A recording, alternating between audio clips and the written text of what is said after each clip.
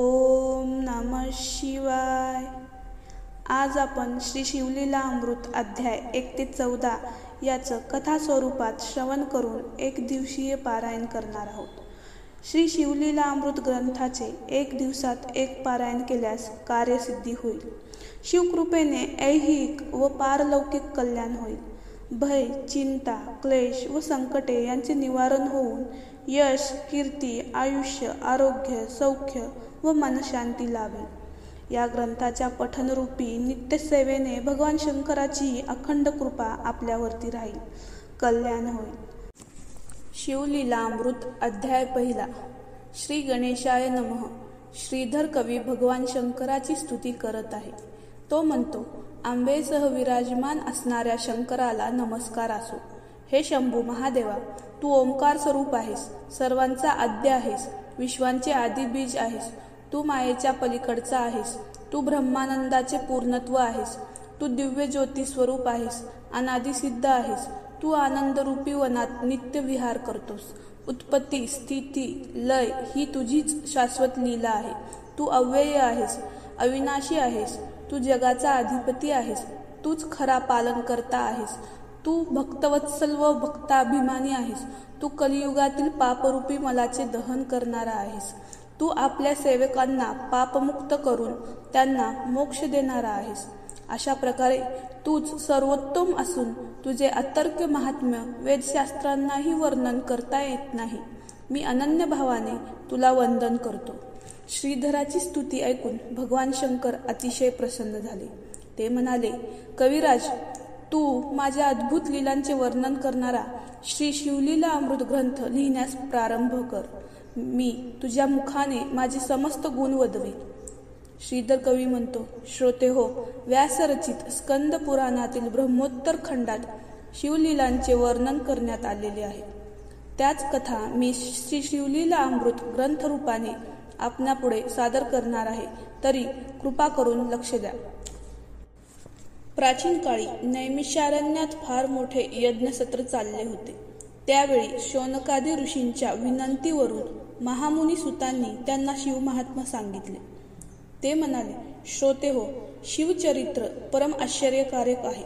त्यांच्या श्रवणाने महापापांचे पर्वत भस्मसात होतात, कल्याण होते. भाविकाला सर्व तीर्थयात्रांचे, व्रतांचे व महायज्ञांचे पुण्यफळ प्राप्त होते. ओम नमः शिवाय या षडाक्षरी मंत्राच्या जपाने दुःख, दारिद्र्य, भय, शोक, काम व क्रोधाधिकांचे निरसन होऊन मनुष्याचा उद्धार होतो.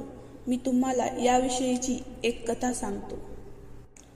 पूर्वी मथुरेत दाशार्ह नावाचा एक यदुवंशी राजा होऊन गेला. काशी राजाची कन्या कलावती ही त्याची पत्नी. ती अत्यंत सुलक्षणी व शिवभक्त होती. एके दिवशी ती बोलावूनही आली नाही म्हणून प्रणयातुर राजा स्वतः तिच्या महालात गेला. त्याने तिच्याशी सहवास करण्याची इच्छा प्रकट केली. तेव्हा राणी म्हणाली, नाथ, सध्या मी शिव उपासना करीत असून व्रतस्थ आहे. कृपा करून मला स्पर्श करू नका. पण राजाने तिचे ऐकले नाही. त्याने तिला बाहुपाशात घेतले. तर काय आश्चर्य, तिच्या स्पर्शाने त्याचे अंग पोळले. राजा थक्क झाला. त्याने राणीला विचारले, प्रिये, हा काय प्रकार आहे? ती म्हणाली, स्वामी, मी दुर्वासाकडून नमः शिवाय या मंत्राची दीक्षा घेतली आहे. त्याच्या अखंड जपाने मी पावन झाले आहे. तुम्ही जप, तप, शिवार्चन यापैकी काहीही करत नाही. अभक्ष, भक्षण, अविचार व पापाचरण केल्याने तुम्ही अपवित्र झालेले आहात. म्हणून वेळीच सावध व्हा. तिचे बोलणे ऐकून राजाला पश्चाताप वाटू लागला. त्याने कलावतीला शिवमंत्र देण्याची विनंती केली. परंतु पती हा गुरुस्थानी असल्यामुळे तिने त्याला गर्ग मुनींकडे नेले. गर्ग मुनींनी राजाला मनोभाव जाणून त्याच्याकडून शिवपूजन करवून घेतले. आपला वरदहस्त त्याच्या मस्तकी ठेवून त्याला पंचाक्षरी मंत्राचा उपदेश केला. त्या अनुग्रहाने तो नृपोत्तम धन्य झाला.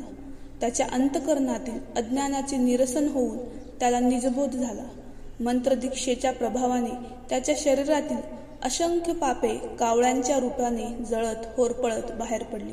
तो निष्पाप झाला. त्याचा देहही देवांसारखा दिव्य दिसू लागला. त्याने गर्गमुनींची अपार स्तुती केली. आपल्या राज्यात परतल्यावर तो शिवपंचाक्षरी मंत्राचा अहर्निश जप करू लागला. त्यामुळे शिवाची कृपा प्रसन्नता लाभून त्याचे व त्याच्या प्रजेचे अपार कल्याण झाले. अध्याय 2. शिवरात्री महात्म्य व व्याधाची कथा. श्री गणेशाय नमः. श्रीधर कवी म्हणतो, शिवस्मरण करणाऱ्या भक्ताचे सर्वतोपरी कल्याण होते. त्याला सर्व प्रकारचे सुख उपभोग प्राप्त होतात. शिवकृपेने त्याला मुक्तीही मिळते. नकळत जरी शिवनाम घेतले तरी मोठा पुण्यलाभ होतो. मग तेच नाम प्रेमाने घेतले तर केवढा पुण्यलाभ होईल. शंकराबद्दल मनात आदर हवा. त्याचे प्रातःकाळी दर्शन घेतले तर रात्री घडलेले पाप नाहीसे होते. दुपारी दर्शन घेतले तर पूर्वजन्मीचे महादोष नाहीसे होतात आणि सायंकाळी दर्शन घेतले तर 7 जन्माच्या पापराशी नाहीशा होतात. कृष्ण पक्षातील वद्य चतुर्दशी ही तिथी शिवाला अतिशय प्रिय आहे. तिला शिवरात्री असे म्हणतात. प्रचलित कोणतेही पर्वकाळ तिची बरोबरी करू शकत नाही. शिवरात्री अत्यंत पवित्र व महान असून या पर्वकाळी त्रिकाळ शिवपूजन, रुद्रघोष, शिवकीर्तन, उपोषण व जागरण केले तर भक्ताला अगणित पुण्य मिळते. म्हणूनच वशिष्ठादी सर्व ऋषी शिवरात्रीचे व्रत करतात. व्यासांनी माघ मासाचे विशेष महत्त्व सांगितले आहे. माघातील कृष्ण चतुर्दशी हीच मुख्य शिवरात्र असून तिला महाशिवरात्री म्हणतात. या सर्वोत्तम पर्वाची महती सांगणारी कथा सूतांनी सांगितली आहे. तीच मी तुम्हाला सांगणार आहे. सूत म्हणाले, विंध्य पर्वतावरील एका व्याधाकडून हत्येसारखी अनंत पापे घडली होती. एका महाशिवरात्री दिनी तो शिकारीसाठी निघाला होता. त्याला अरण्यात शृंगारलेले शिवालय दिसले. तेथील भाविकांची गर्दी पाहून तो थांबला. त्याने शिवपूजेचा सोहळा पाहिला. मग तो शिवलिंग रूपी दगडाला पूजणाऱ्या लोकांच्या मूर्खपणाला हसत आणि थट्टेने शिव शिव हर हर असे म्हणत जंगलात प्रवेशला. त्या दिवशी बरीच भटकंती करूनही त्यास शिकार मिळाली नाही. उपवासही घडला. सायंकाळी तो एका सरोवराच्या काठी आला. तेथे एका बिल्ववृक्षावर चढून सावजाची वाट पाहू लागला. मग तो वेळ घालवण्यासाठी सहजतेने शिवनाम घेत एक एक बिल्वपत्र खुडून खाली टाकू लागला. त्या वृक्षाखाली ब्रह्मदेवाने पूर्वी स्थापन केलेले शिवलिंग होते. व्याधाने टाकलेली बिल्वपत्रे त्या लिंगावर पडत होती. अशा प्रकारे त्या व्याधाकडून अनायसे उपोषण, नामस्मरण, जागरण आणि शिवार्चन हे सर्व घडले. त्या पुण्यप्रभावाने तो पापमुक्त झाला. त्या रात्री प्रथम प्रहरी एक हरणी त्या सरोवरावर पाणी पिण्यासाठी आली. तिला पाहून व्याध्याने बाण रोखला. ते पाहून हरिणी म्हणाली, व्याध्या, मी गर्भवती आहे. मला मारलेस तर तुला गर्भहत्येचे पाप लागेल. मी बाळांना जन्म देऊन उद्या सकाळी परत येण्याचे तुला वचन देते. तिचे मनुष्यवाणीतील बोल ऐकून व्याध्याला नवल वाटले. त्याने तिला त्यामागचे रहस्य विचारले. ती म्हणाली, मी रंभा नामक अप्सरा आहे. मी हिरण्य नामक दैत्याशी रममान झाले. शंकराचे भजन पूजन विसरले. म्हणून शिवशापाने मी, माझ्या 2 सख्या आणि तो दैत्य या सर्वांना मृगजन्म मिळाला आहे. 12 वर्षांनी आम्ही पुन्हा स्वस्थानी जाऊ. तिच्या बोलण्यावर विश्वास ठेवून व्याधाने तिला जाऊ दिले. मग तो पूर्ववत शिवनाम घेत बिल्वपत्रे तोडू लागला. त्यानंतर एक प्रहराच्या अंतराने पुन्हा एक हरिणी, एक हरिण व आणखी एक हरिणी यांचे तेथे आगमन झाले. व्याधाने त्यांच्यावरही बाण रोखले. त्या सर्वांनी तात्पुरते जीवदान देण्याची त्याला विनंती केली व आपापली कर्तव्य करून परत येण्याचे वचन देऊन ते तिघेही निघून गेले. अशा प्रकारे व्याधाला रात्रीच्या 4 प्रहरी जागरण व शिवार्चन घडले. सकाळी तो मृग परिवार व्याध्यापाशी आला. सावकाश ते सर्वजण आधी मला मार अशी विनंती करू लागले. ते पाहून व्याधाला गहिवरून आले. त्याने त्या सर्वांना नमस्कार केला. तेवढ्यात एक दिव्य विमान आले. त्यात तेजस्वी शिवगण होते. शिवकृपेने त्या हरिणांना पूर्वस्वरूप प्राप्त झाले. व्याधही दिव्यदेही झाला. तो विमानातून शिवलोकी गेला. मृगपरिवार दिव्य तारकांच्या रूपाने आकाशात झळकू लागला. अध्याय 3. कल्माशपाद राजाची कथा. सूत म्हणाले, श्रोते हो, पूर्वी इक्ष्वाकू वंशात मित्रसह नावाचा एक चक्रवर्ती सम्राट होऊन गेला. एके दिवशी मृगयेसाठी गेला असताना त्याच्या हातून एका राक्षसाचा वध झाला. सुडाने पेटलेल्या त्याच्या भावाने मनुष्य रूपात राजाची भेट घेतली. त्याला आपले पाककौशल्य दाखवून त्याच्या प्रासादात आचार्याची नोकरी मिळवली. काही दिवसांनी राजाने कुलगुरू वसिष्ठांना पितृश्राद्धासाठी बोलावून घेतले. ती संधी साधून आचार्याच्या रूपातील राक्षसाने गुप्तपणे नरमांस शिजवले. ते भाज्यांमध्ये मिसळून वसिष्ठांना वाढले. अंतर्ज्ञानी वसिष्ठांनी हे कपट तत्काळ समजले. आचार्याच्या कारस्थानाबद्दल त्यांनी राजाला दोषी ठरवले आणि या दुष्कर्माबद्दल तू राक्षस रूपाने अरण्य संचार करशील, तेथे तुला काहीही खायला मिळणार नाही असा त्याला शाप दिला. राजाने चौकशी करण्याआधीच आचारी पळून गेला होता. ऋषींनी अकारण शाप दिला म्हणून संतापलेल्या राजाने त्यांना प्रतिशाप देण्यासाठी हातात पाणी घेतले. तेव्हा पट्टराणी मदयंतीने त्याला अडविले. गुरुला शाप देण्याचा शिष्याला काहीच अधिकार नाही. तसे झाले तर तुम्हाला कल्पपर्यंत नरकयातना भोगाव्या लागतील असे सांगून तिने त्याला त्या विचारापासून परावृत्त केले. ते दूषित संकल्पयुक्त पाणी भूमीवर पडले तर ती दग्ध होईल म्हणून राजाने ते पाणी आपल्याच पायावर टाकले. त्यामुळे त्याचे दोन्ही पाय काळे पडले. तेव्हापासून मित्रसह राजाला कल्पाशपाद हे नाव पडले. वसिष्ठांनी त्याला दयाबुद्धीने तू 12 वर्षांनी राक्षस योनीतून मुक्त होऊन पुन्हा राजा होशील असा उशाप दिला. ऋषी शापाने कल्माशपाद भयंकर राक्षस झाला. तो निर्जन अरण्यात संचार करू लागला. तो अहोरात्र भुकेने व्याकुळ असे. एके दिवशी त्याने 12 वर्षाच्या ब्राह्मणपुत्राला पाहिले. तो आपल्या लहानग्या पत्नीसह त्या वनात खेळत होता. राक्षसाने त्याला पकडले आणि त्याच्या पत्नी देखत त्याला खाऊन टाकले. ती ब्राह्मणी शोकाने आक्रोश करू लागली. तिने राक्षसाला शाप दिला. अरे चांडाळा, तू माझे पतिसुख हिरावून घेतलेस. या अपराधाबद्दल तुला क्षमा नाही. तू शापमुक्त होऊन घरी जाशील तेव्हा स्वपत्नीच नव्हे तर अन्य कोणत्याही स्त्रीशी संग केल्यास तुला तत्काळ मरण येईल. त्यानंतर ती सती गेली. 12 वर्षे पूर्ण झाल्यावर कल्पाशपादास पुन्हा पूर्वीचे रूप प्राप्त झाले. तो नगरात परतला. त्याने ब्राह्मणीच्या शापाची गोष्ट आपल्या स्त्रियांना सांगितली. त्यांच्या दुःखाला पारावरच राहिला नाही. वंशवृद्धीचा प्रश्न होताच राजाने धर्मशास्त्राला अनुसरून मदयंतीला भोगदान देण्याची विनंती वसिष्ठांना केली. त्यांच्यापासून तिला एक पुत्र प्राप्त झाला. तरी मूळ चिंता तशीच होती. ब्रह्महत्या ही पिशाच रूपाने त्याला सतत भेडसावत होती.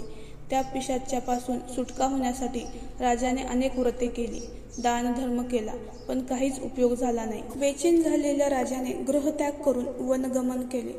काही दिवसांनी कल्पाशपाद फिरत फिरत मिथिला नगरीजवळ आला. तेथे योगायोगाने गौतम ऋषींची भेट झाली. राजाने त्यांना आपले दुःख सांगितले व यातून सुटका होण्यासाठी काही मार्गदर्शन करावे अशी विनंती केली. गौतमांनी त्याला गोकर्ण महाबळेश्वराची पावनकथा सांगितली. त्या क्षेत्राचे महात्म्य विशद करताना त्यांनी राजाला एका चांडाळणीच्या उद्धाराची कथा सांगितली. ते म्हणाले, सुमित्रा ही केकय देशातील एका ब्राह्मणाची कन्या. बालपणी वैधव्य आल्यावर ती व्यभिचार करू लागली. ज्ञातीने बहिष्कृत केल्यावर तिने एका श्रीमंत शूद्राशी विवाह केला. ती मद्य व मांस भक्षण करू लागली. एकदा तिने बोकड समजून गोवत्साची हत्या केली. या सर्व दुष्कर्मामुळे पुढील जन्मात ती चांडाळीण झाली. ती जन्मजात आंधळी होती. तिने आयुष्यभर हालापेष्टा सोसल्या. तिला कुष्ठरोग झाला. मग ती गोकर्ण क्षेत्री आली. पुढील जन्मी तिथे एका शिवरात्रीस उपोषण, जागरण व अनायासे शिवपूजन घडले. त्या पुण्यप्रभावाने ती शिवलोकी गेली. गौतमाच्या आज्ञेनुसार कल्पाशपादही गोकर्णास गेला. तेथे मनपूर्वक शिवाराधना करून तो ब्रह्महत्येच्या पातकातून मुक्त झाला. त्याला शिवलोकी गती मिळाली. अध्याय 4. विमर्शन व चंद्रसेन राजाची कथा. श्री गणेशाय नमः. सूत म्हणाले, सज्जन हो, विमर्शन हा किरात देशाचा राजा होता. तो शिवभक्त असूनही मद्य मत्स्य सेवन करायचा. मृगये दरम्यान मोठी हिंसा करायचा. अधर्माने वागायचा. त्याला मधुराक्षीचीही आवड होती. त्याची राणी कुमुद्वती ही सुलक्षणी व हुशार होती. एके दिवशी तिने पतीला विचारले, नाथ, शिवभक्त असूनही तुमचे आचरण दोषपूर्ण आहे, हे कसे? राजा म्हणाला, प्रिये, मागील जन्मी मी पंपा नगरीतील एक कुत्रा होतो. महाशिवरात्रीच्या दिवशी मला उपवास घडला. शिवपूजेचा सोहळा पाहायला मिळाला. त्या दिवशी माझ्याकडून शिवालयाला एक प्रदक्षिणा घडली आणि शिवलिंगाकडे पाहता पाहताच माझे प्राण गेले. त्या पुण्याईने या जन्मी मी राजा झालो. मला नरदेह मिळालेला असला तरी मागच्या श्वान जन्मातील काही अंगभूत प्रवृत्ती अजूनही तशाच आहेत, म्हणून माझ्याकडून हे दोषपूर्ण आचरण घडत आहे. राजाचे बोलणे ऐकून राणीला मोठे नवल वाटले. तिने आपला पूर्वजन्म विचारला असता राजा म्हणाला, तू पूर्वजन्मी कपोती होतीस. एकदा मासाचा तुकडा चोचीत धरून उडत असताना ससेनाने तुझा पाठलाग केला. त्या पळापळीत तू शिवालयाला 3 प्रदक्षिणा घातल्यास. तू धमून भागून मंदिराच्या शिखरावर बसली असताना ससेनाने तुला झडप घालून ठार केले. तू शिवालयाच्या प्रांगणात गतप्राण होऊन पडलीस. त्या पुण्याईने तुला राणीचा जन्म मिळाला. ते ऐकून थक्क झालेल्या राणीने राजाला पुढील 6 जन्माचे वृत्त विचारले. तेव्हा तो म्हणाला, मी पुढील जन्मात अनुक्रमे सिंधू, सौराष्ट्र, गंधार, अवंती, आनर्त व पांड्य देशाचा राजा होणार आहे. मी जन्म घेतल्यावर तूही अनुक्रमे जया नामक राजकन्या, कलिंग राजाची कन्या, मगध राजाची कन्या, दाशार राजाची कन्या, ययार्थ कन्या व पद्मराजाची कन्या वसुमती म्हणून जन्म घेशील. पुढील 6 जन्मात आपण पती पत्नीच असणार आहोत. 6व्या जन्मात आपल्याला मोठा पराक्रमी व कीर्तिवान पुत्र होईल.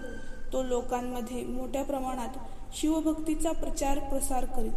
मी अगस्तीकडून शैवपंथाची दीक्षा घेऊन तपश्चर्या करीन आणि तुझ्यासह शिवपदास प्राप्त होईल. ते ऐकून राणीला फारच आनंद झाला. तीही मनपूर्वक शिवाराधना करू लागली.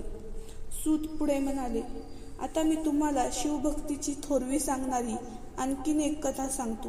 उज्जैनीचा राजा चंद्रसेन न्याय, नीती, धर्माने वागायचा. तो महाकालेश्वर ज्योतिर्लिंगाची सेवा भक्ती करायचा. त्याचा मणिभद्र नामक एक जिवलग मित्र होता. त्याने राजाला एक दिव्यमणी दिला होता. त्या मण्याच्या स्पर्शाने धातूचे सोने होत असे. त्याच्या दर्शनाने रोग बरे होत असत. त्याच्या प्रभावाने उज्जैनीत सुबत्ता नांदत होती. हे रहस्य कळताच पृथ्वीवरील सर्व राजांनी एकी करून त्या नगरीला वेढा दिला व चंद्रसेनाकडे त्या मण्याची मागणी केली. चंद्रसेनाने आपला सर्व भार महाकालेश्वरवर टाकला. शिवाला साकडे घालून तो त्याच्या पूजेत मग्न झाला. त्याचा प्रधान नगर तटावरून शत्रूंशी लढू लागला. संकटकाळी राजा शिवपूजन करत आहे म्हणून प्रजाजनही तेथे जमले. एक तरुण विधवा गवळीण आपल्या 6 वर्षाच्या मुलाला कडेवर घेऊन ते शिवपूजन दुरूनच पाहत होती. पूजन पूर्ण झाल्यावर लोक आपापल्या घरी गेले. गवळीवाड्यात गेल्यावर त्या गवळीणीचा मुलगा एका उजाड झोपडीत गेला. तेथे एका दगडाला शिवलिंग मानून त्याची पूजा करू लागला. मुखाने शिवनाम घेऊ लागला. त्या खेळात तो इतका रममान झाला की त्याच्या आईने जेवणासाठी मारलेल्या हाकाही ऐकू आल्या नाहीत. म्हणून ती रागावली व त्याची पूजा उधळून निघून गेली. ते दृश्य पाहून तो मुलगा दुःखाने मूर्छित पडला. भानावर आल्यावर शिवाला हाका मारून विलाप करू लागला. त्याचा मनोभाव पाहून प्रसन्न झालेल्या शिवाने त्याच्यासाठी त्या झोपडीच्या ठिकाणी स्फटिकाचे शुभ्र शिवलिंग असलेले रत्नखचित भव्य मंदिर निर्माण केले. ते पाहून त्या मुलाला मोठे आश्चर्य वाटले. शिवाने त्याला दर्शन दिले. हे वृत्त कळताच शत्रुराजांनी चंद्रसेनाशी सख्य केलं व ते सर्वजण शिवदर्शनासाठी आले. हनुमंताने प्रकट होऊन त्या मुलाचे शिकर नाव ठेवले. त्याला निज कृपेने सर्वज्ञ केले. धर्मगुप्ताची कथा. श्री गणेशाय नमः. श्रीधर कवी म्हणतो, जो मनुष्य मुखाने शिवनाम घेतो तो शुद्धच होतो. तसेच जो भक्त प्रदोषव्रत करतो त्याला सर्व प्रकारच्या सिद्धी प्राप्त होतात. ज्यांना समाधान, प्रगती, धैर्य, दीर्घायुष्य, संतती, संपत्ती व दिव्य ज्ञान प्राप्त व्हावे असे वाटते त्यांनी यथासांग प्रदोषव्रत करावे. प्रदोषव्रत केल्याने अकाली मृत्यू, भयंकर गंडांतरे अशा गोष्टी टळतात. याविषयीची एक प्राचीन कथा सुतांनी शौनकादिकांना सांगितली आहे. सूत म्हणाले, सज्जन हो, सत्यरथ हा विदर्भ देशाचा राजा होता. तो धर्माचा सन्मान करणारा व लोकप्रिय होता. त्याचे वाढते यश व ऐश्वर्य पाहून शाल्व देशाच्या राजाने त्याच्यावर स्वारी केली. त्या युद्धात सत्यरथाला वीरमरण आले. ही वार्ता त्याच्या पत्नीला इंदुमतीला कळताच ती घाबरली. त्यावेळी गरोदर असूनही ती स्वतःचे व बाळाचे प्राण वाचवण्यासाठी गुप्त मार्गाने अरण्यात शिरली. ती एकसारखी धावत होती. तिला प्रसूती वेदना होऊ लागल्या. तिने एका तेजस्वी पुत्राला जन्म दिला. मग ती पाणी पिण्यासाठी एका सरोवरापाशी गेली. तेथे एका मगरीने तिला खाऊन टाकले. उमा नावाची एक ब्राह्मणी आपल्या एका वर्षाच्या मुलाला घेऊन त्या अरण्यातून जात होती. त्या अनाथ राजपुत्राला तिनेच आपल्याबरोबर नेले. त्याचा सांभाळ केला. सुचिव्रत हे तिच्या मुलाचे नाव. तिने राजपुत्राचे नाव धर्मगुप्त ठेवले. ती ठिकठिकाणी भिक्षा मागत हिंडत असे. एकदा ती एकचक्र नगरीत गेली होती. तेथील एका शिवालयात शांडिल्य मुनी शिवपूजा करीत होते. गर्दी पाहून उमाही त्या मंदिरात प्रवेशली. तेव्हा धर्मगुप्ताला पाहून ते मुनी म्हणाले, हा राजपुत्र असूनही आज हीनदीन झाला आहे. कर्माची गती खरोखरच गहन असते. शांडिल्याचे वचन ऐकून उमेने त्यांचे पाय धरले व धर्मगुप्ताची माहिती विचारली. ते म्हणाले, हा विदर्भ नरेश सत्यरथाचा पुत्र आहे. याचा पिता आधीच्या जन्मातही राजाच होता. त्यावेळी प्रदोषसमयीची शिवपूजा अर्धवट टाकून तो युद्धाला गेला, म्हणून या जन्मी अल्पायुषी ठरला. याच्या मातेने पूर्वजन्मी आपल्या सवतीला कपटाने मारले होते. तिनेच मगरीच्या रूपाने तिचा सूड घेतला. धर्मगुप्ताने पूर्वजन्मी कोणतेही शिवव्रत केले नाही, म्हणून तो जन्मतःच अनाथ राहिला. सुचिव्रताविषयी सांगताना ते म्हणाले, या मुलाने पूर्वजन्मी दुष्टपणे दाने उकळली. त्याने स्वतः कधीही दान धर्म व शिवपूजन केले नाही, म्हणून या जन्मी दारिद्र्य भोगत आहे. तेव्हा उमा दोन्ही मुलासह शांडिल्यांना शरण गेली. त्यांनी दोन्ही बालकांना शिवपंचाक्षरी मंत्राचा उपदेश करून प्रदोषव्रत आचरणास सांगितले. उमेने त्याच नगरीत वास्तव्य केले. ऋषीच्या आज्ञेनुसार सुचिव्रत व धर्मगुप्त प्रदोषव्रत करू लागले. असे 4 महिने लोटले. एके दिवशी सुचिव्रत नदीकाठी खेळत असताना अकस्मात शेजारची दरड कोसळली. ती मध्ये त्याला सुवर्णमोहरांचा हंडा सापडला. अशा प्रकारे त्यांचे दारिद्र्य सरले. शिवकृपेने सुखाचे दिवस आले. उमेच्या पुत्रांनी तारुण्यात प्रवेश केला. एकदा धर्मगुप्त व सुचिव्रत अरण्यात विहार करीत होते. काही गंधर्व कन्या तेथे क्रीडेसाठी आल्या होत्या. त्यात गंधर्व राजाची कन्या अंशुमतीही होती. तिला पाहून धर्मगुप्त पुढे गेला. तीही त्याच्यावर भाळली. त्याने तिला स्वतःविषयीचे सर्व हकीकत सांगितली. तिने त्याला 3 दिवसांनी तेथेच येण्यास सांगितले. ती गंधर्व लोकी गेली. तेथे पित्याला भेटून आपले मनोगत सांगितले. शिवाने त्या गंधर्व राजाला अंशुमती धर्मगुप्ताला दे असे आधीच सांगितले होते. तो योग असा जुळून आला. त्याने तिचा विवाह धर्मगुप्ताशी लावून दिला. आंदोलन म्हणून अपार धन व सेना दिली. त्या सैन्य बळावर शाल्वाला मारून धर्मगुप्ताने आपल्या पित्याचे राज्य परत मिळवले. त्याने शांडिल्यांचा थोर सन्मान केला. अनेक वर्ष सुखाने राज्य केले. पुढे आपला पुत्र सुदत्त यास गादीवर बसवून तो अंशुमतीसह शिवलोकी गेला. अध्याय 6. सीमंतिनीची कथा. श्री गणेशाय नमः. सूत म्हणाले, सज्जन हो, शिवाप्रित्यर्थ प्रदोष, शिवरात्रीचे व्रत व सोमवारचे व्रत केल्याने आजपर्यंत अनेकांचा उद्धार झालेला आहे व पुढेही होत राहील. मी तुम्हाला याविषयीची एक कथा सांगतो. चित्रवर्मा हा आर्यावर्ताचा राजा होता. तो सत्वशील, पुण्यवान व पराक्रमी होता. तो हरिहरांची मनपूर्वक भक्ती करायचा. त्याला अनेक पुत्र होते. पुढे शिवकृपेने एक कन्या झाली. तिचे नाव सीमंतिनी ठेवण्यात आले. जन्मपत्रिकेनुसार ती दीर्घकाळ राज्यसौख्य भोगणार होती, पण 14व्या वर्षी तिला वैधव्य योग होता. त्यामुळे राजाला चिंता वाटू लागली. सीमंतिनी उपवर झाली तेव्हा ही चिंता खूपच वाढली. एके दिवशी ती राजकन्या सख्यासमवेत गप्पा गोष्टी करत असताना एका सखीने तिला 14व्या वर्षी वैधव्य योग असल्याचे सांगितले. ते ऐकून सीमंतिनीला मोठा धक्का बसला. तिने याज्ञवल्क्य ऋषींची पत्नी मैत्रेयी हिची भेट घेतली. तिला आपली व्यथा सांगून तो दुस्तूर कुयोग टाळण्यासाठी काय उपाय करावा असे विचारले. मैत्रेयीने तिला सोमवार व्रत करण्यास सांगितले. सिमिंतिनी समाधानाने घरी परतली व दृढ निष्ठेने शिवव्रत करू लागली. चित्रवर्म्याने शिवावर विसंब म्हणून सिमिंतिनीचा विवाह लावून दिला. नैषद देशाचा राजा इंद्रसेन याचा मुलगा चित्रांगद हा तिचा पती. सिमिंतिनी सासरी गेली. तिचे लग्नानंतरचे दिवस खूपच आनंदात गेले. चित्रवर्म्याने दसरा आणि दिवाळी याच्या निमित्ताने आपल्या कन्येला व जावयाला आपल्या नगरीत बोलावून घेतले. त्यांना आग्रहाने काही दिवस ठेवून घेतले. त्यांची हौसमौज पुरविली. तेथील वास्तव्यात एके दिवशी चित्रांगद शिकारीसाठी अरण्यात गेला. मृगया झाल्यावर तो यमुनेच्या पात्रात नौकाविहार करू लागला. तेवढ्यात भीषण झंझावत सुटला. यमुनेत मोठ्या लाटा उठल्या. त्यांनी नौकेला बुडविले. राजसैनिकांच्या डोळ्यादेखत चित्रांगद यमुनेच्या अथांग पात्रात अदृश्य झाला. या घटनेने आर्यावर्तावर शोककळा पसरली.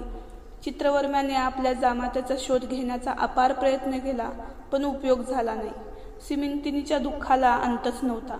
इंद्रसेन राजालाही पुत्रवियोग सहन झाला नाही. त्याचे राज्यकारभारातील लक्ष उडाले. या परिस्थितीचा फायदा घेऊन भाऊबंदांनी त्याचे राज्य बळकावले आणि त्याला पत्नीसह तुरुंगात डांबले. सिमिंतिनीचा मैत्रेयीच्या वचनावर पूर्ण विश्वास होता. तिने महाप्रयासाने स्वतःला सावरले आणि सोमवारचे शिवव्रत पूर्वीप्रमाणेच मोठ्या निष्ठेने करू लागली. अशी 3 वर्षे लोटली. इकडे चित्रांगद यमुनेत बुडाला तेव्हा तिथे क्रीडा करण्यासाठी आलेल्या नागकन्यांनी त्याला पाताळात नेले. तेथे नागराज तक्षकासमोर उभे केले. चित्रांगदाने त्याला आदराने वंदन केले. तक्षकाने त्याची प्रेमाने विचारपूस केली. तो शिवभक्त आहे हे कळताच त्याला फार आनंद झाला. त्याने त्याला आग्रहाने आपल्यापाशी ठेवून घेतले. 3 वर्षानंतर चित्रांगदाला घराची फारच ओढ लागली. त्याने तक्षकाकडे आपल्या नगरीत परत जाण्याची अनुमती मागितली. नागराजाने त्याला 12 सहस्र हत्तीचे बळ, चिंतामणी, एक वेगवान अश्व व अमूल्य भेटी दिल्या. त्या वस्तू नेण्यासाठी एक राक्षसगणही दिला. तू स्मरण करताच मी तुझ्या मदतीला धावून येईल असे वचन देऊन त्याने चित्रांगदाला निरोप दिला. चित्रांगद अश्वावर रूढ होऊन यमुनेच्या पात्रातून बाहेर आला. त्यावेळी सिमिंतिनीही स्नानासाठी आली होती. त्याने तिला ओळखले, पण तिने त्याला ओळखले नाही. त्याने तिची आपुलकीने चौकशी केली. तिच्या सख्यांनी त्याला सर्व वर्तमान सांगितले. आपले राज्य हडपले गेले असून मातापिता तुरुंगात आहेत हे कळताच तो मनोमन भयंकर संतापला. त्याने सिमिंतिनीला तुझा पती जिवंत असून आजपासून 3 दिवसांनी मी तुमची भेट घडवून आणतो असे वचन दिले. ते ऐकून तिला फारच आनंद झाला. चित्रांगद वायुवेगाने आपल्या नगरीत गेला. त्याच्या समवेत आलेल्या नागरक्षकाने नगरात प्रवेश केला आणि राजसभेत जाऊन चित्रांगदाचे वर्तमान सांगितले. ते ऐकून शत्रू घाबरले. त्यांनी इंद्रसेनाची व त्याच्या पत्नीची मुक्तता करून त्याला राज्याधिकार दिले. चित्रांगदाने आपल्या मातापित्यांची भेट घेतली. सर्व आनंद झाला. मग तो सिमिंतिनीस भेटला. त्या दोघांनी अनेक वर्ष सुखाने राज्य केले. अध्याय 7. सुमेधा आणि सोमवंत. सुमती आणि भद्रायू यांची कथा. श्री गणेशाय नमः. सूत म्हणाले, सज्जन हो, विदर्भात वेदमित्र व सारस्वत हे 2 ब्राह्मण एकमेकांचे मित्र होते. त्यांचे पुत्र सुमेधा व सोमवंत हेही मित्रच होते. या दोन्ही मुलांनी विद्याभ्यास पूर्ण केल्यावर त्यांचे वडील म्हणाले, ब्राह्मणांना अपेक्षित असलेली सर्व विद्या तुम्ही आत्मसात केली आहे. आता राजापाशी जा. त्याला आपल्या विद्येची चमक दाखवून धन मिळवा. पितृआज्ञेने ते दोन्ही विप्रकुमार राजाला भेटले.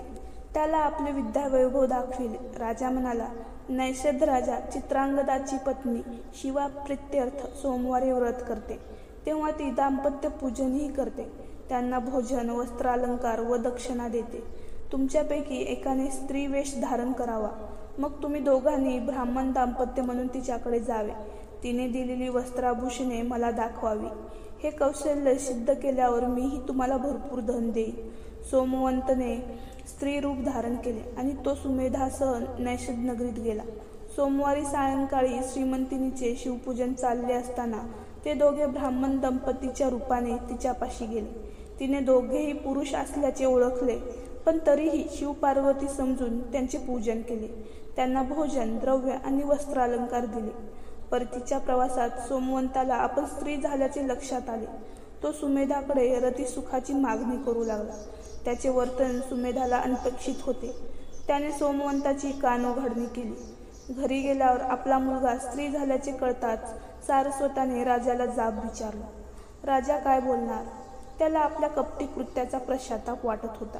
त्याने सारस्वताची क्षमा मागितली. सोमवंताला पुन्हा पुरुषत्व प्राप्त व्हावे म्हणून त्याने स्वतः देवीचे अनुष्ठान केले. देवीने सोमवंत हा स्त्रीच राहणार असून त्याचे सुमेधाशी लग्न लावावे असे सांगितले.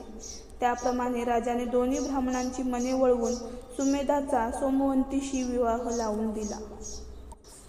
महामुनी सूत दुसरी कथा सांगू लागले. अवंती नगरात मदन नावाचा एक ब्राह्मण राहत असे. तो अधर्मरत आणि दुराचारी होता. तो पिंगला नामक वेश्येकडे नेहमी पडलेला असे. एके दिवशी ऋषभ नावाचा एक शिवयोगी तिच्या द्वारी आला.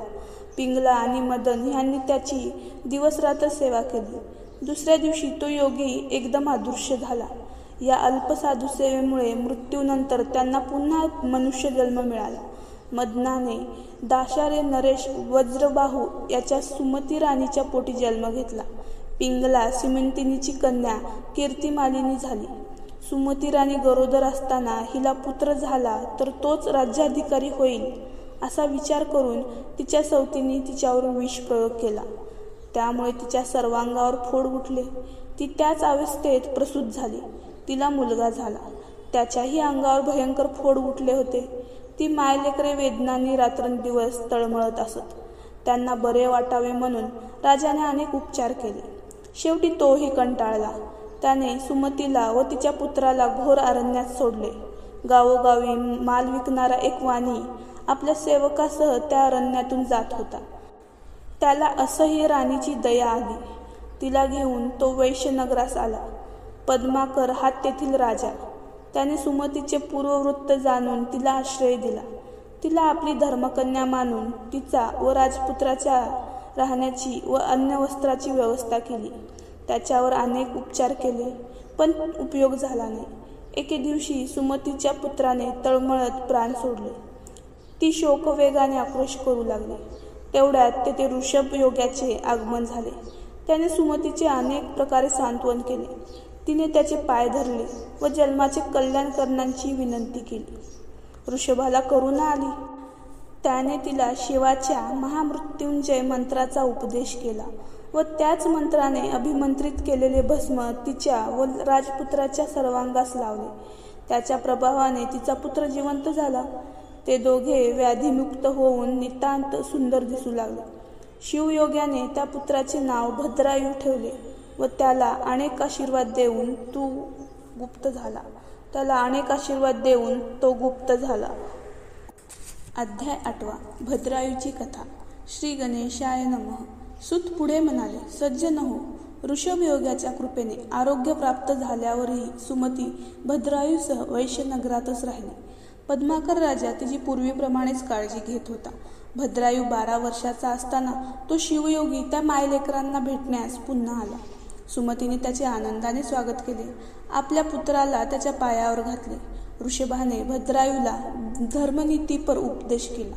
त्याला शिवकवच शिकविले. त्याच्या सांगण्यावरून भद्रायूने मृत्युंजय मंत्र म्हणून सर्वांगावर भस्म लावले. रुद्राक्ष धारण केली. ऋषभाने त्याला 12,000 हत्तीचे बळ, एक दिव्य शंख व तेजस्वी खड्ग दिले. तू श्रेष्ठ राजा होशील, चिरकाल राज्य करशील, तुझी त्रिभुवनात मोठी कीर्ती होईल असा त्याला आशीर्वाद देऊन तो अंतर्ध्यान पावला. काही वर्षे लोटली.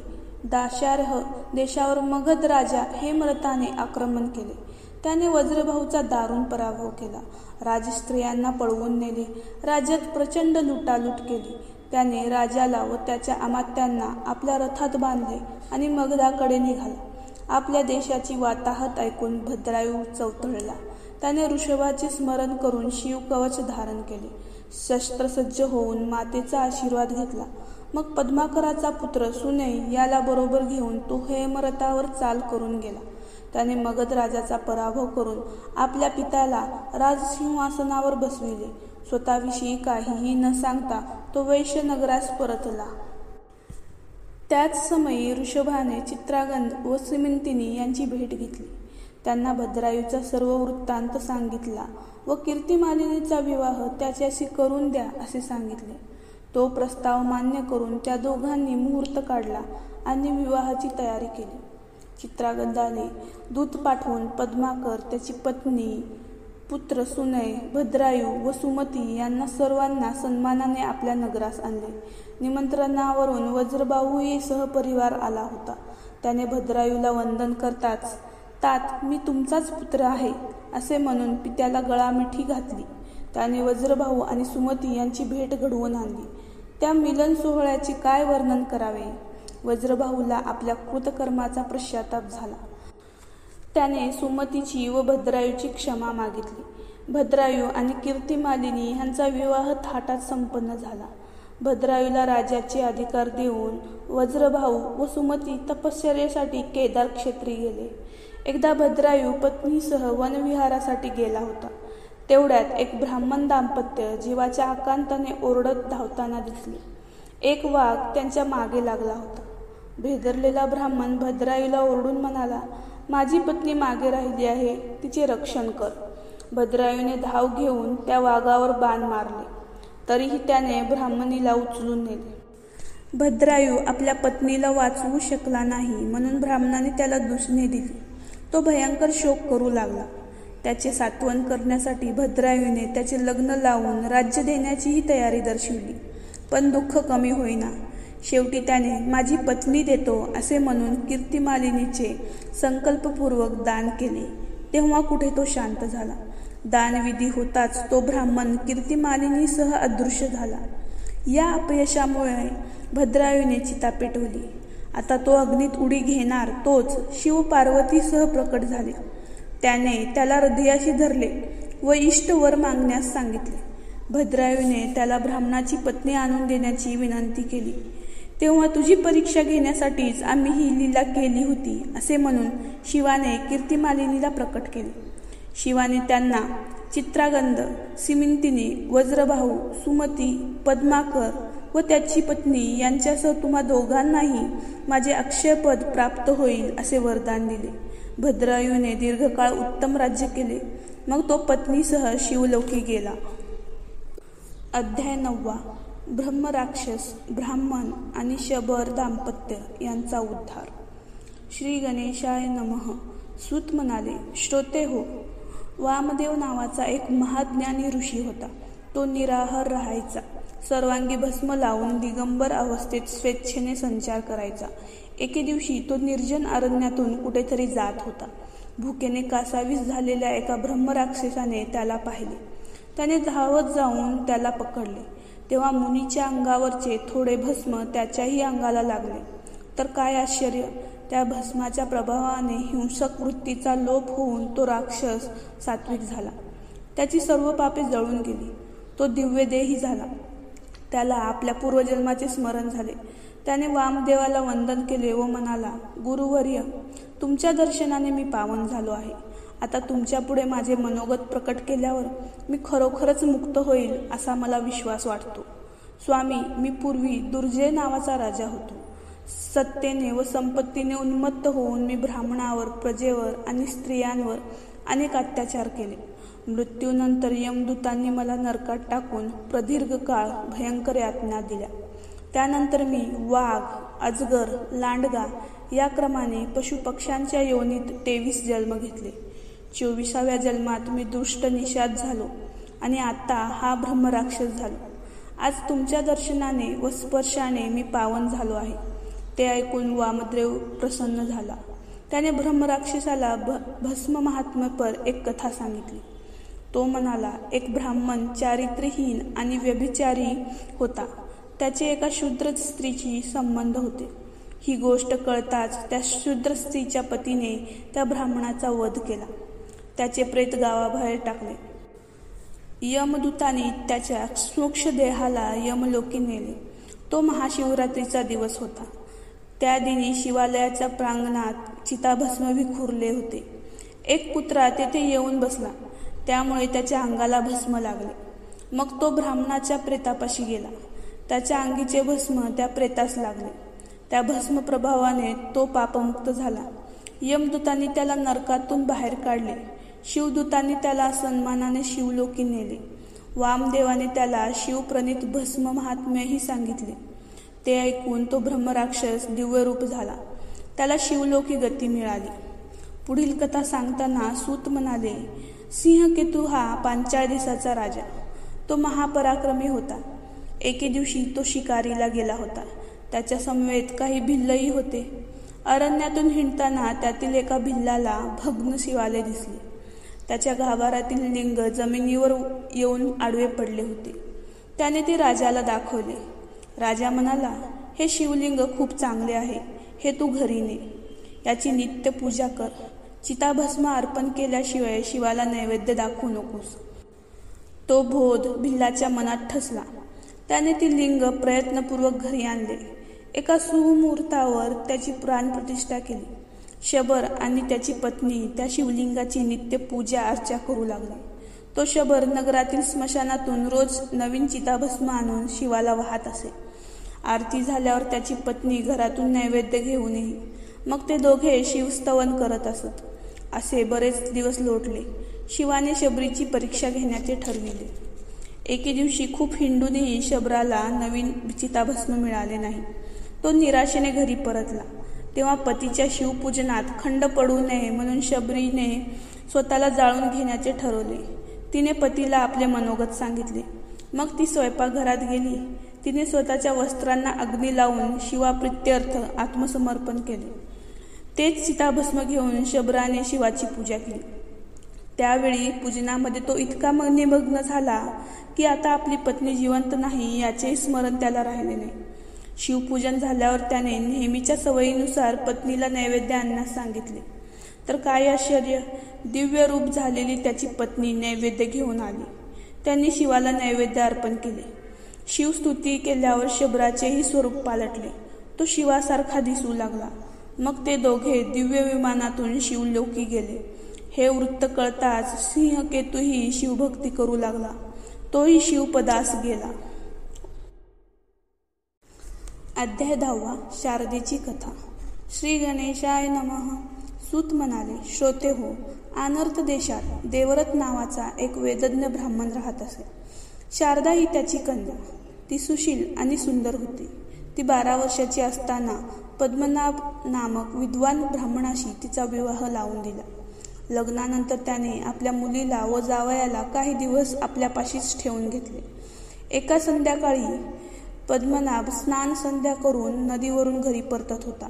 अंधारामध्ये सर्पदंश होऊन तो जागीच गतप्राण झाला. शारदेच्या दुःखाला पारावर राहिला नाही. लोकांनी तिचे सांत्वन केले. देवरथानेही मोठ्या धैर्याने तिला सावरले व जावयाचे उत्तर कार्य केले. शारदा माहेरीच राहत होती. पतीच्या आठवणी काढून आला दिवस मोठ्या कष्टाने घालवित होती. असे बरेच दिवस गेले.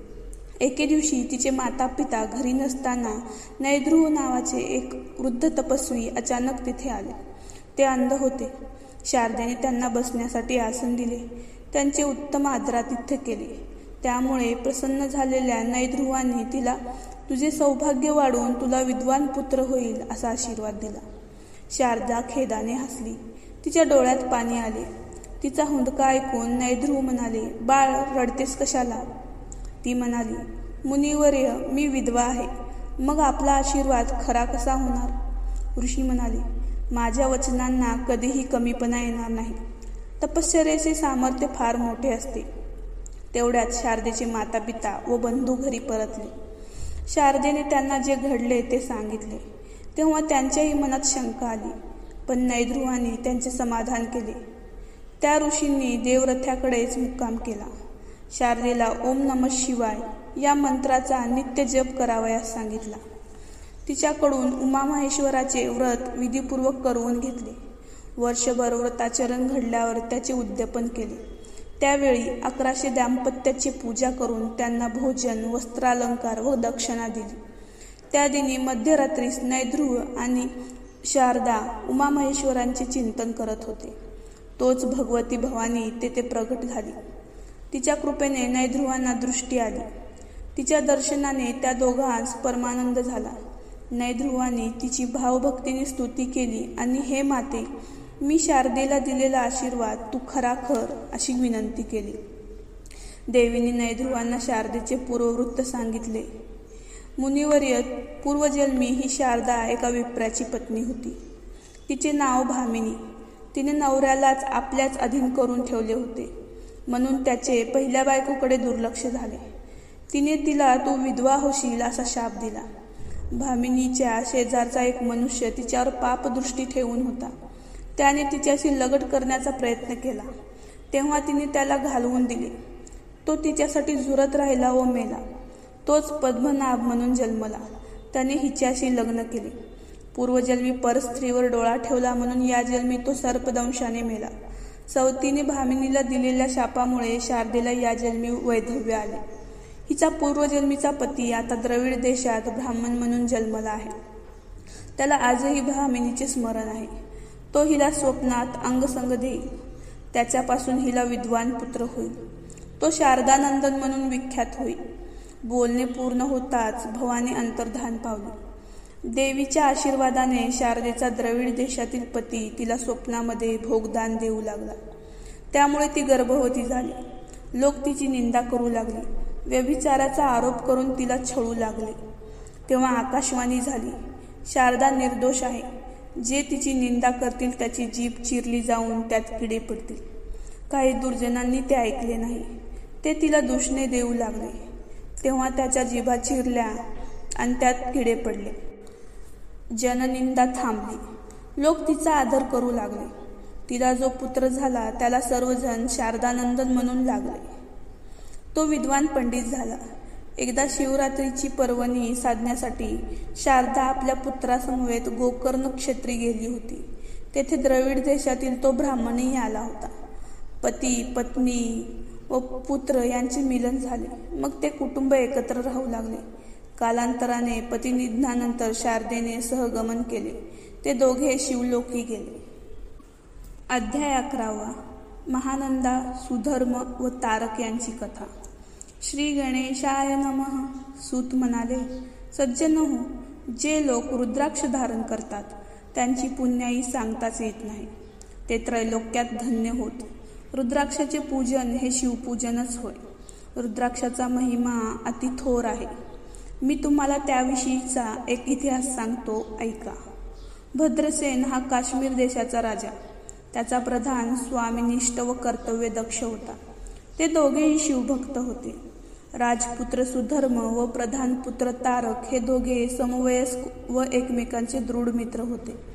ते जन्मापासूनच निस्सीम शिवभक्त होते. वस्त्रालंकारांनी सजणे, नानाविधी सुखांचा उपभोग घेणे या गोष्टी त्यांना आवडत नसत. ते अंगाला राख फासून रुद्राक्षमाळा घालून एकांतात शिवस्मरण करत असत. त्यांना शिवपूजन, शिवलीलांचे श्रवण यात विलक्षण रुची होती. 5 वर्षाच्या त्या बालकांचे ते जगावेगळे आचरण पाहून राजा व प्रधान यांना मोठी चिंता उत्पन्न झाली. एकदा कुलगुरू पराशर ऋषींचे राजगृही आगमन झाले. भद्रसेनाने त्याची पूजा केली. उत्तम आदरातिथ्य केले. त्याने चर्चेच्या ओघात ऋषींकडे आपली काळजी व्यक्त केली. त्यांनी दोन्ही कुमारांचे अवलोकन केले व म्हणाले, राजा, पूर्वी याच देशात नंदीग्रामी महानंदा नामक एक वेश्या राहत असे. ती अनुपम सौंदर्यवती व सर्व ऐश्वर्याने संपन्न होती. ती इच्छुकांना कामभोग देऊन तृप्त करायची. ती ज्या पुरुषाची सेवा करायची त्या कालावधीत तो आपला पतीच आहे असे समजून वागायची. ती परमशिवभक्त होती. शिवपूजन, शिवव्रताचरण, शिवकीर्तन, श्रवण या गोष्टी अगदी आवडीने करायची. तिने एक कोंबडा व माकड पाळले होते. ती त्यांना भस्म लावून व रुद्राक्षमाळा घालून नृत्य करायला शिकवत असे. त्यांना नृत्यशाळेत स्थापलेल्या शिवलिंगासमोर बांधून ठेवत असे. तेथे त्यांना कथा, कीर्तन व पुराण श्रवणाचाही लाभ होत असे. अशा प्रकारे तिच्या संगतीने त्या मुक्या जीवांनाही शिवभजन घडत होते. एकदा शंकराने महानंदीची परीक्षा घेण्याचे ठरविले. तो सौदागराच्या रूपात तिच्या घरी गेला. त्याने तिला एक दिव्य कंकण दिले. तिला आनंद झाला. तिने त्याला मी 3 दिवस फक्त तुमचीच आहे असे सांगितले. तेव्हा त्याने आपल्याकडील एक दिव्य लिंग तिच्या हाती दिले व म्हणाला, हे लिंग म्हणजे माझा प्राण आहे, हे नीट जपून ठेव. हे भंगले वा दग्ध झाले तर मी अग्निप्रवेश करीन. महानंदेने ते लिंग नृत्यशाळेत ठेवले.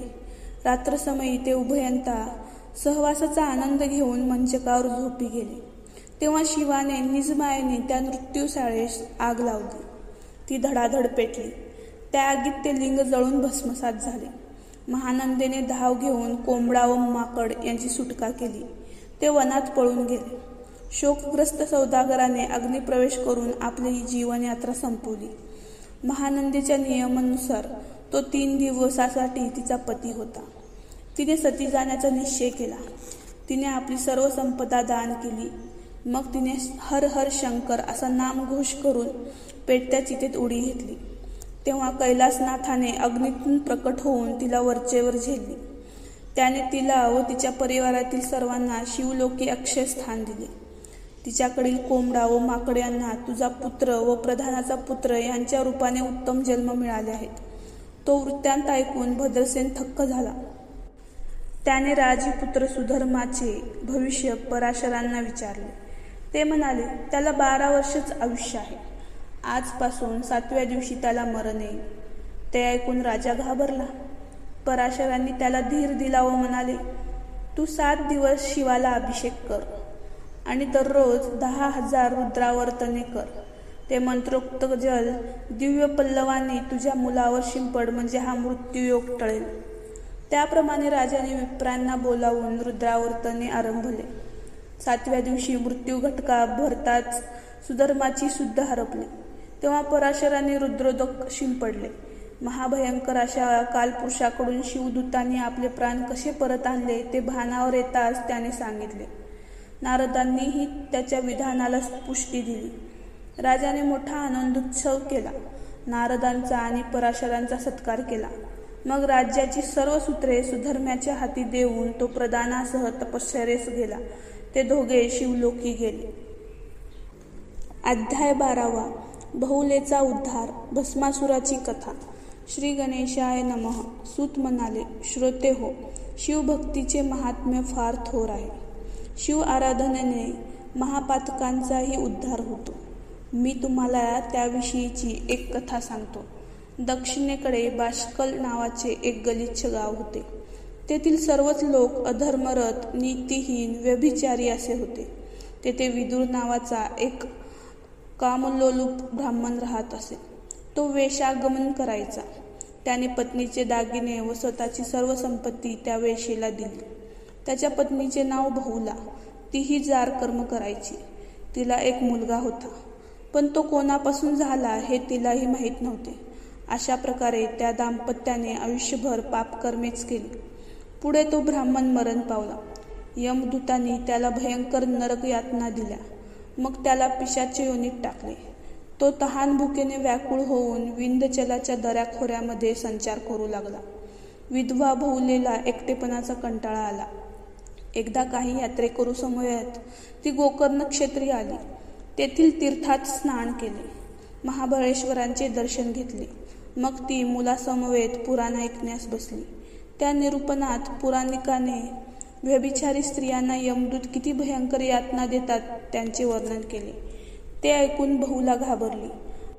आपली पापकर्मे आठवून पश्चातापाने रडू लागली. तिने पुराणिकाची भेट घेतली. त्याच्यापुढे आपल्या दुष्कर्माचा पाडा वाचला. तिने त्याला हात जोडले व म्हणाली, तुम्ही मला गुरुस्थानी आहात, माझा उद्धार करा. त्याने तिला नमःशिवाय या मंत्राचा उपदेश केला. तिला शिवलीला अमृत कथा सांगितली.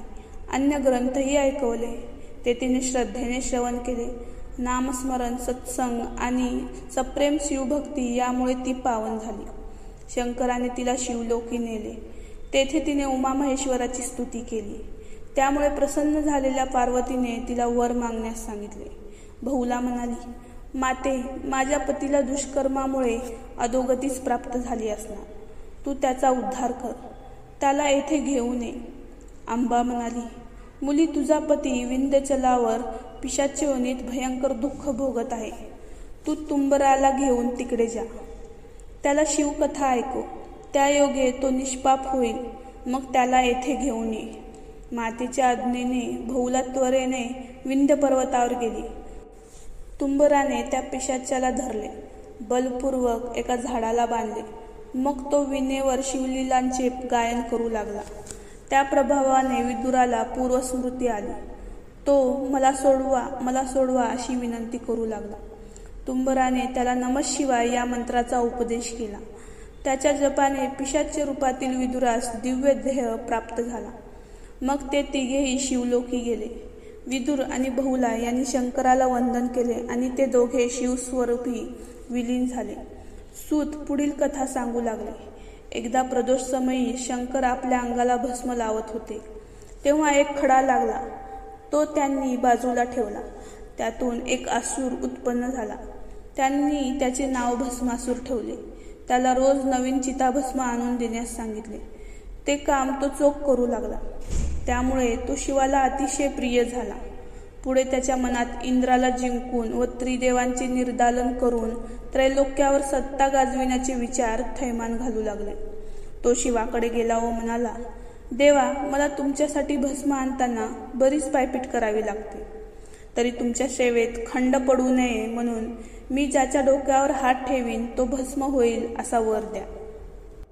तेव्हा पार्वती, गजानन, नंदी आदी सर्वांनी विरोध करूनही भस्मासुराला आपली सेवा करता यावी म्हणून शंकरांनी तो वर दिला. असुराचा हेतू साध्य झाला होता. त्याने उन्मत्त होऊन भूलोकी थैमान घातले. तेव्हा प्रजाजनांनी, ऋषींनी व इंद्रब्रह्मादिक देवांनी विष्णूला साकडे घातले. त्यांना घेऊन ते कैलासावर गेले. त्यांनी शंकराला भस्मासुराचा उपद्रव कथन केला. तेवढ्यात भस्मासुराचे आगमन झाले. तो शंकराच्या मस्तकी हात ठेवण्यास धावला. तेव्हा त्यांनी पळ काढला. त्याला भेटण्यासाठी आलेल्या देवांनी आणि ऋषींनीही पलायन केले. पार्वती चिंताग्रस्त झाली. तिच्या विनंतीवरून विष्णूने मोहिनी रूप धारण केले. तिने भस्मासुराला आपल्या मोहजालात अडकवून लग्नापूर्वीचा कुलाचार म्हणून स्वतःसमवेत नृत्य करावयास लावले. ते नृत्य करताना त्या असुराने आपला हात स्वतःच्याच मस्तकावर ठेवला आणि तो भस्मसात झाला. ओम नमः शिवाय. अध्याय 13. दक्षाची कथा. कार्तिकेयाचे जन्मवृत्त. श्री गणेशाय नमः. सूत म्हणाले, सज्जनहो, एकदा दक्ष आपल्या जामात्याला म्हणजे शंकराला भेटण्यासाठी कैलासावर गेला होता. तेव्हा शिवाने उच्च स्थान देऊन त्याचे स्वागत केले नाही म्हणून त्याला राग आला. तेव्हापासून तो शिवाचा द्वेष करू लागला, त्याची निंदा करू लागला. एकदा दक्षाने आपल्या घरी महायज्ञाचे आयोजन केले. त्याने सर्व मान्यवरांना निमंत्रणे धाडली, पण आपली कन्या दाक्षायणी व शंकर यांना बोलावले नाही.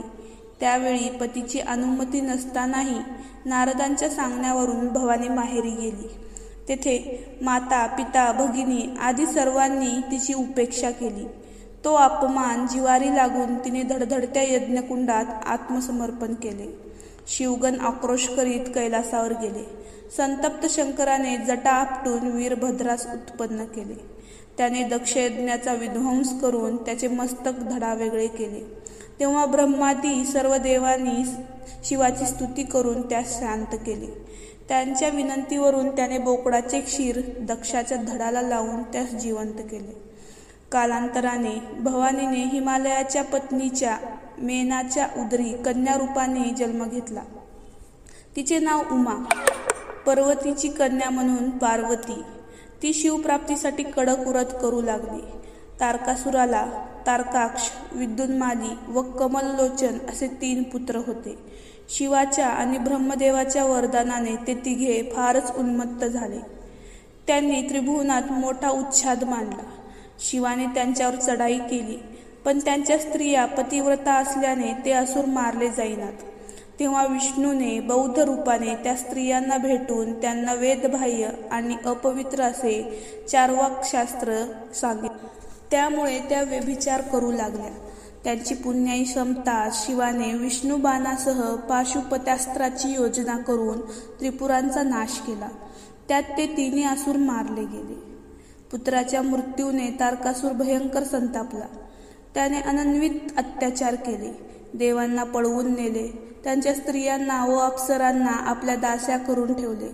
तेव्हा तारकासुराचा वध शिवसुताकडून होणार आहे ही भविष्यवाणी लक्षात घेऊन ब्रह्मा, विष्णू व इंद्रादी देवांनी शिव पार्वतीच्या लग्नाचे बेत आखले. त्यांनी मदनाला बोलावले. त्याला शिवाचा तपोभंग करून त्याचे उमेशी ऐक्य करण्यास सांगितले. मदन रतीसह शिवापाशी आला. रतीने उमेच्या मनात प्रवेश केला. मदनाने शिवाच्या धानात व्यत्यय आणून त्यास काम प्रेरित केले. संतप्त शिवाने तृतीय नेत्र उघडून त्यास भस्म केले. मग तो कैलासावर निघून गेला. उमा शिवप्राप्तीसाठी घोर तपश्चर्या करत होती. सप्तऋषींनी शंकराला तिचा स्वीकार करण्यास सांगितले. त्यांच्या सांगण्यावरून तो बटुवेशाने पार्वतीपाशी गेला व शिवनिंदा करू लागला. संतापलेली पार्वती त्याला शाप देण्यास उद्युक्त झाली. तेव्हा तो मूळ रूपात प्रकट झाला. त्याला पाहून तिला आनंद झाला. इकडे सप्तऋषींनी हिमालयाची भेट घेऊन लग्नाची बोलणी केली. एका शुभ मुहूर्तावर शिव पार्वतीचा विवाह झाला. त्यानंतर 4 युगे लुटली. एवढा काळ एकांतात रममान होऊनही पार्वतीला पुत्र होईना. सर्व देवांना मोठी काळजी वाटू लागली. त्यांनी अग्नीला याचक म्हणून शिवसदनी पाठवले. पार्वतीने त्याला शिवाचे अमोघ वीर्यच दान केले. ते प्राशन केल्याने त्यास गर्भ राहिला. तो लज्जित होऊन रानावनात हिंडू लागला. त्याला गंगेत स्नान करून उन्हात शेकत बसलेल्या 6 कृतिका दिसल्या. अग्नीने आपल्या उदरातील गर्भ त्या ऋषी स्त्रियांच्या उदरात घातला. त्यामुळे त्या गर्भवती झाल्या. भयभीत होऊन त्यांनीही ते गर्भ गंगेत टाकले. ते 6ही गर्भ एकवटले. त्यापासून 6 मुखे व 12 हात असलेले एक दिव्य बालक जन्माला आले. शिवाने तो आपलाच पुत्र असल्याचे ओळखले. त्याचे स्कंद असे नाव ठेवले. याच शिवपुत्राने पुढे तारकासुराचा वध केला. अध्याय 14. पार्वती झाली शबरी, श्रीयाळ आणि चांगुना. श्री गणेशाय नमः. सूत म्हणाले, श्रोते हो, गजानन आणि षडानन लहान होते. एके दिवशी पार्वती गणेशाला स्तनपान करवित होती. तो आपल्या छोट्याशा सोंडेने दूध ओढून घेत होता. त्याने षडाननाकडे पाहून डोळे मिचकावले व म्हणाला, मी तुला सोंडेने दूध पाजू काय? षडानन वैतागला. तो पार्वतीला म्हणाला, माते, मी याचे उष्टे दूध कशाला पिऊ? मी याला सोंडेला धरून खाली पाडू काय?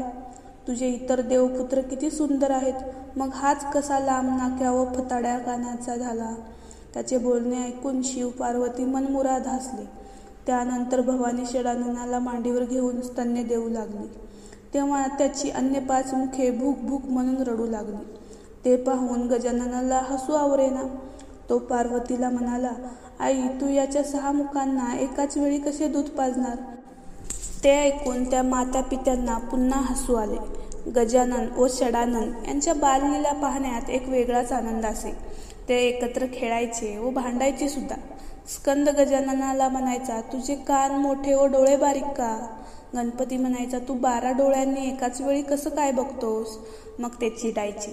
तेव्हा पार्वती मध्यस्थी करून त्यांचा वाद मिटवायची. एकदा शिव पार्वती सारीपाट खेळत होते. काही वेळाने नारदांचे आगमन झाले. त्यांनी दोघांना पण लावून खेळण्यास सांगितले.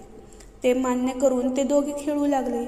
त्यावेळी पार्वतीचीच सरशी होत गेली. शंकराला आपले व्याघ्रांबर, गजचर्म, आयुधे, भूषणे व कौपीनही गमवावे लागले.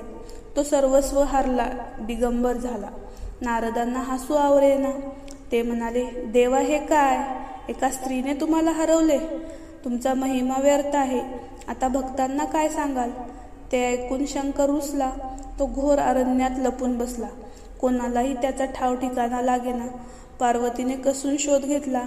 हिमालयातील एकांतात स्वानंद सुखात रममान झालेला कैलासनाथ तिला दिसला. आपण याच रूपात त्यांच्या सम्मुख गेलो तर ते रागवतील असा विचार करून ती भिल्लिनीच्या रूपात तेथे गेली. तिने शिवासम्मुख नृत्य गायन केले. आपल्या नेत्र कटाक्षांनी त्याला घायाळ केले.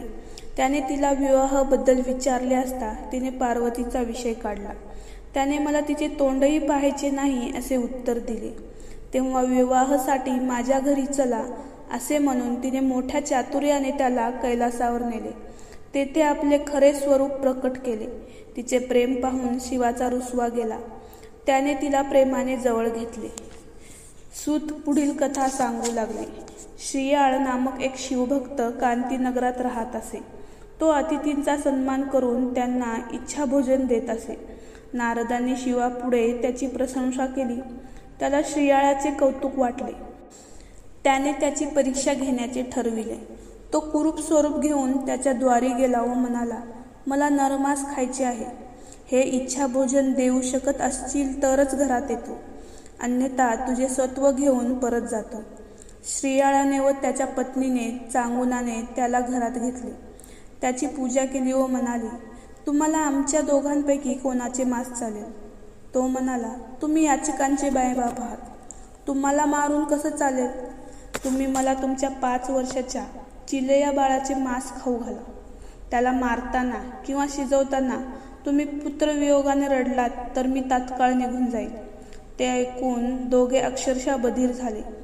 त्यांनी सत्व राखण्यासाठी सर्व माया दूर सारली. सत्कार्यासाठी देह पडणार म्हणून चिलेया बाळही प्राणत्यागास तयार झाला. श्रीयाळ व चांगुना यांनी त्याचा वध केला. त्याचे मांस शिजवले. मग अतिथीसाठी ताट मांडले. तेव्हा त्याने श्रीयाळ व चांगुना यांनीही त्याच्या समवेत जेवावे असा आग्रह धरला, म्हणून तेही पंक्तीस बसले. तेव्हा मी पुत्रिकांच्या घरी जेवत नाही असे सांगून त्या अतिथीने चांगुनेला चिलया बाळाला हाक मारण्यास सांगितले. तर काय आश्चर्य, तो बाहेरून धावत आला. प्रसन्न झालेल्या शिवाने मायारूप टाकून त्या सर्वांना दर्शन दिले. त्याने श्रीयाळ व चांगुना यांना शिवलोकी नेले. ओम नमः शिवाय.